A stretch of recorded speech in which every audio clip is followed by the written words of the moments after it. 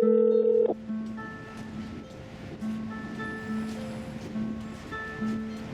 is awful. I've been on the streets off and on since I've been 13, and this is the worst I've ever seen it. This time around, I was homeless for 6 years. The situation is desperate, and we are in a crisis. A lot of my friends keep on dying, you know, so it's like, it's really hard. Calling the Central Intake Program, City of Toronto Shelter Support. Please hold so we may assist you. We appreciate your patience. There really is a war on the poor and the homeless, and we really are fighting a war, whether we like it or not. And yes, I mean, this is a city that drips with wealth, but it's a city where people are abandoned on the streets. Conditions are outrageous in terms of what we find in Seton House, Maxwell Megan, and some of the other shelters. Well, it's not even a room, you're in a dorm with like 60, 50 people on bunk beds. You gotta get there early, get there quick. I've spent many a night out in the cold. Hundreds more people have died unnecessarily, homeless, who shouldn't have. Shelter conditions are catastrophic. The conditions, hygiene-wise, were horrible. I've never been in a situation like this, and I was shocked to see what I was up, like what I had to reduce myself to living in there. It's filthy. There's people with just coming in off the streets, people with horrid coughs, colds, and you have to be exposed to all this. When you've got a whole group of people that are overcrowded, stressed, living in unhealthy conditions like that, then their health is a mess. And then on top of that, you have what I call hot spots, which are like emerging diseases, infections, health issues. But some people don't have choice, and this is where they end up in the shelter system. It's rough. I mean, what we're seeing, because we're so close to it, right? Because we're right in the heart of here. This is where people wind up. Once you lose your job, because the employment insurance has been gutted, people lose that very quickly. The minute you fall on welfare, that's it. You're done. You just can't afford to rent your place, to the point where you're living you're living at the Don Valley or you're living in a park, or you can't enter the hostel system. A lot of people leave reserves and come to Toronto. So these are the effects of colonialism, and so now we have this big mess of displaced people who are on their own territory and have nowhere to live. It's always been fairly difficult to find a shelter bed. You have to line up, you have to keep coming back over and over again, and it gets very frustrating. So many people actually just give up on it and sleep outside. I've given up the shelter system. I've been on housing for over 10 years. Still waiting, haven't heard anything yet. They keep saying I'm at the top of the list, but like nothing's come in. So instead I stay here. Yeah. So where do you stay? I sleep in a chair or on these benches. Yeah. There's a bunch of condos here, so it's nice furniture. A bunch of us grab like chairs like from the garbages people throw out, bring them here, we sleep on it. I feel safe here. Yeah. People are in crisis when they're thrown into homelessness and when they have to access emergency shelters. But what you also have is a developing crisis of the shelter system itself. If I were to say something to City Council, I would say, if you think there's enough shelter beds, then how come I hear them in the office constantly on the phone telling people we don't have any beds, we don't have any beds, we don't have any beds. Shelters are often full. In fact, they are operating constantly well above 90%, which was the maximum occupancy that was promised by the City of Toronto way back in 2013 and in 1999, and they have failed to keep occupancy at that level. Please hold so we may assist you. We appreciate your patience. We're looking at going into our 31st year of running the Out of the Cold program. That's that voluntary church basement program that sleeps people in just one big room on mats on the floor. Everybody has to move night by night. It's just a horrible, horrible situation for people to be in. When I visited the warming center this winter, you know, at 6 in the morning, man, I was shocked. I was shocked by what I saw. A space was meant maybe for 40 people. When I walked in the morning before people got up, I counted 90 people. I saw people under tables, on top of tables, in the hallways. Man, it was hard to see. It was really, really hard to watch that the city would allow that to happen. The street patrol we started initially because there was a woman raped twice in a kind of a driveway because there was no beds. There was no beds for women. So that kind of formed into a street patrol that's still going today. If this winter, unless measures are taken to deal with the crisis, unless there is space opened up, unless beds are made available, then you're going to see a situation where they can't cram people into the drop-ins and the warming centres in enough numbers to keep people off the streets. You're going to be dealing with the real possibility of some real tragedies taking place. Thank you for continuing to hold. We apologize for the delay in answering your call. Please stay on the line in order to maintain your sequence. Usually in the wintertime, like most of us, we'd all go to jail. Just sitting there for a bit, and, you know, where it's warm. Got food, shelter, don't have to worry about freezing. Come out for the springtime. Honestly, they need to house people. They need more housing for people, affordable, whether they have mental health, whether they don't, whether they have addictions, whether they don't. If you come into a shelter here and you apply for housing, you're waiting 5 to 10 years to get a place, like 5 to 10 years to get a place. So all this time you're going to be stuck either in a homeless or on the streets. The subsidized housing waiting list has grown. And so it means people are waiting 8-9 years to try to get into affordable housing. What I mean by that is housing that they actually can afford. The city has stopped building, the province has stopped building houses many, many years ago. All that's happening now, the only buildings being erected are fancy condominiums that at exorbitant prices, so people have nowhere to go.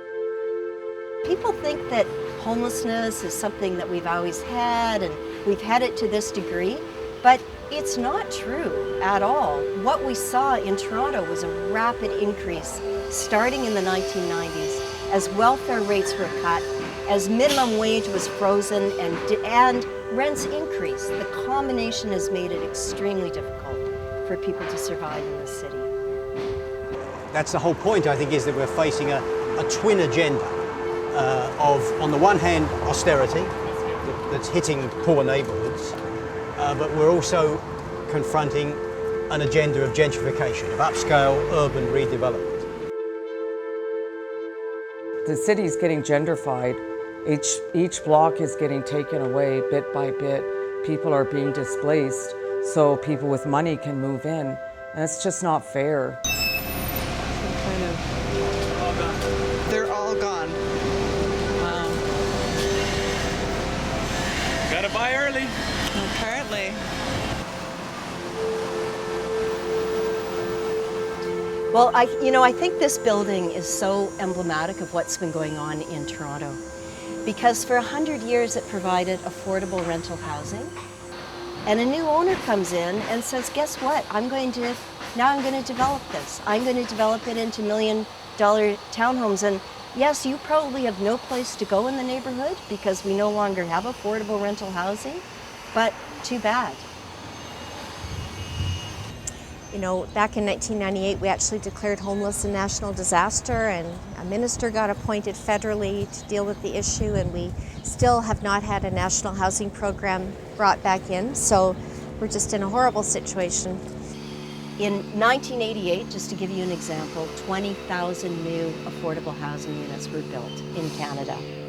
But in the early 1990s, that was cut. The federal government downloaded to the provinces. The provinces downloaded to municipalities, and no one is spending on housing. So last year, the province built about 700 affordable housing units, and they've changed the definition of affordable housing. So for many years, affordable housing was 30% of your gross income after tax. So a lot of the new affordable housing that you hear about is 80% of market rent. Who can afford that? Certainly not someone who's really poor. And as the reckless pace of upscale urban redevelopment accelerates, then that translates into a mounting crisis of homelessness. They now want to force people out of the central core of the city and dump people out in the suburbs quite recklessly. People who own homes or people that own businesses, they want the prices of their homes to increase, and they feel that the people who live in the shelter are going to actually decrease their property values. So they target those people, they call them drug addicts, pedophiles, all manner of really gross generalizations and stereotypes, and to me it is tantamount to hate speech. Well, it's the old NIMBYism all over again. People preach compassion, but they all pay lip service. Nobody wants shelters, and there's always these specialized groups, garden people, this group, that group, who would prefer the shelters someplace else. So they want to send them out to Queen and Leslie, they send them out in Caledonia Road and Lawrence, that kind of stuff. So what we're seeing now is the city literally, dismantling the hostel system and the infrastructure that was around that. It doesn't exist anywhere else in the city of Toronto. So if you're going to move these people out in the middle of nowhere, there are no services, it becomes really impossible for people. The problem with the Housing First policy is that there's no housing. It'd be one thing if you have a Housing First policy, but if you don't have a national housing policy, and if the province is not building housing and everything is left up to the municipalities, you have a serious issue, because there's nowhere for people to go. It's like George Orwell says, it's double speak. They say one thing, but it really means something else. I have found certain government people very good at that, very adept at double speak. They talk about things in a very noble fashion, but in fact they add very few supportive services, and people are left in a very desperate position, confused and not knowing what the hell to do next. And we've actually visited people from Streets to Homes, Housing First policies that were shipped out to Warden and Kingston. I remember they shipped out 40 people there, and I remember visiting 2 or 3 couples that were out there, and there was nothing. We looked at their cupboards. It was about the middle of the month. There was nothing in their cupboard. There was one food bank. They were starving. They're literally starving. Thank you for continuing to hold. We apologize for the delay in answering your call. Please stay on the line in order to maintain your sequence. The city administration has become very skilled at talking language of progressive ideas, of talking inclusiveness, and posing, I think, as the benefactor of society and the broker of the common good and all the rest of it. But in reality, this is an administration that is devoted to the needs of the wealthy, particularly to the agenda of property development, and they're prepared to transform austerity from a question of reducing what people are entitled to actually abandoning people completely, to conditions of destitution and hunger. And that's unfolding before our eyes, and that's the reality. They're hurting the homeless community. That's who they're hurting, directly. That's why I say it's a direct attack on homelessness. Policy directly affects the homeless in the worst ways. And I wish people cared more. I'm concerned about the potential 2.6% cuts that the city is proposing that would only further devastate and decimate an already overburdened and under-resourced emergency shelter system. Shame on you, John Tory. I think I challenge you to come and live in the shelter for a week, you and your counselors, under the conditions that we are living in.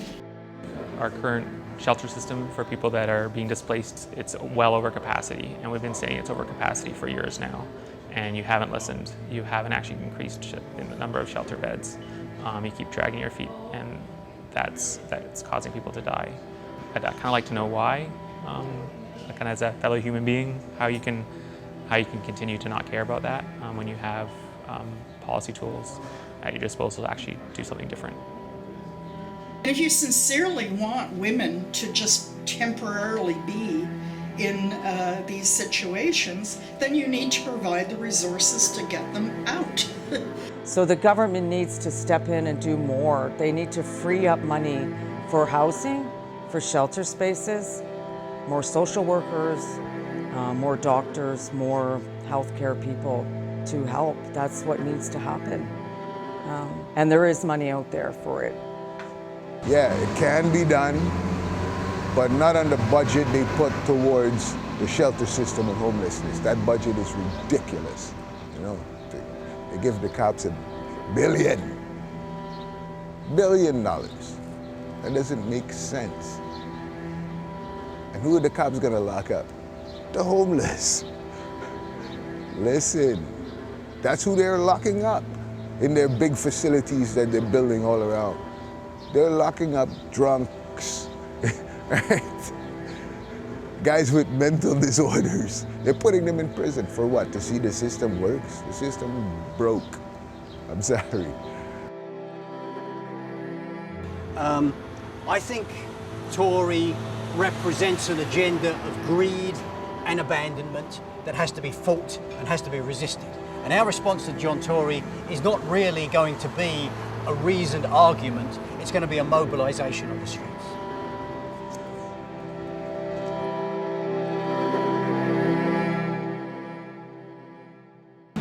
These are all the names for the year 2015 on the Homeless Memorial, the recorded homeless deaths in Toronto, and the blank squares represent the unrecorded deaths. So we hope that the Quilt Project aids people in a process of mourning and raises political awareness about how these deaths are mostly preventable. We refuse to forget the lives abandoned by the state, by this city, by Mayor John Tory, and by the bureaucrats at City Hall who continue to neglect the needs of street people. Because housing is a human right, and for that right we will fight. So we demand a national subsidized housing strategy, the creation and maintenance of clean, safe, and accessible subsidized housing in Toronto, increase shelter beds and improve shelter conditions, including the Out of the Cold program, the emergency measure of opening the armories in the winter months to prevent freezing deaths and meet the lack of the already exhausted shelter system, an end to the freezing and/or cutbacks of city budgets by Mayor John Tory and City Council, and finally an end to councillor support of gentrifying projects like the Seton House revitalization, backed by Kristen Wong-Tam, and the Moss Park redevelopment. And like Mother Jones used to say, mourn the dead and fight like hell for the living. Thanks, guys.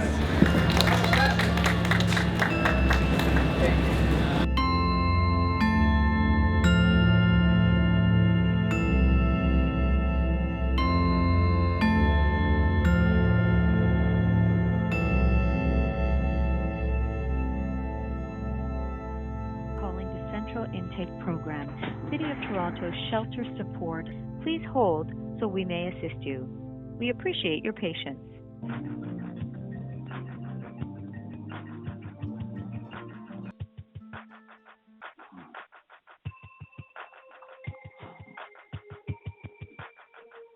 Thank you for continuing to hold. We apologize for the delay in answering your call. Please stay on the line in order to maintain your sequence.